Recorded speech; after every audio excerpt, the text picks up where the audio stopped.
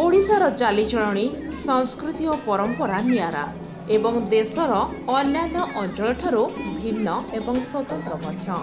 ओडिशारे पालित होतुबा विभिन्न पर्वपर्वाणी मध्यरे नुआखाई पर्व होछि स्वतंत्र। विशेषकर पश्चिम ओडिशा रे एही पर्व को आनंद और उद्दीपनार सहित पालन करा जायथाय।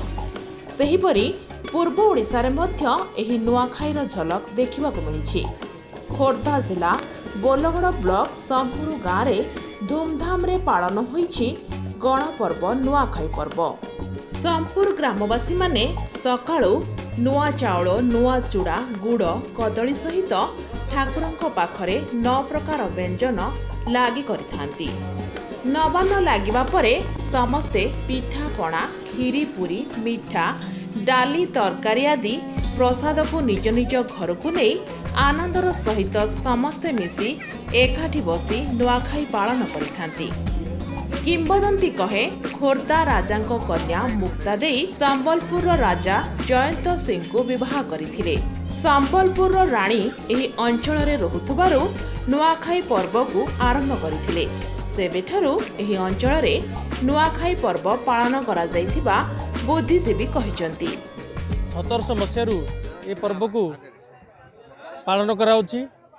रानी मुक्ता देई जहाँकि संबलपुर रानी जोटी संबलपुर को आ गणपर्व भाव में पालन करा जाउछि।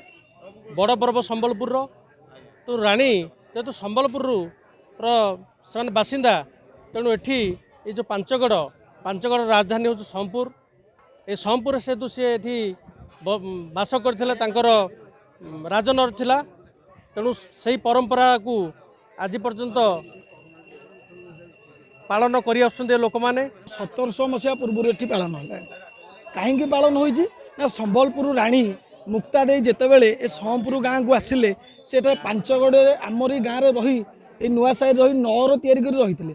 जेहेतु से रानी संबलपुर रानी थिले सेठाकर से पश्चिम ओडिशार झलक तांको पाखरे थिला। से जेहेतु आम गाँव में नौर तैयारी कर रहिले से आम गाँव में एठारे नुआखाई पर्व आरंभ करे। आम गाँव समस्ते भाईचारा हिसाब से समस्ते भी पालन कर भारी ये जो जहाँ जोड़ी जहाँ रही था समस्ते आसी नुआखाई पर्व सब योगदान दे। ब्यूरो रिपोर्ट संभव टीवी ओडिया।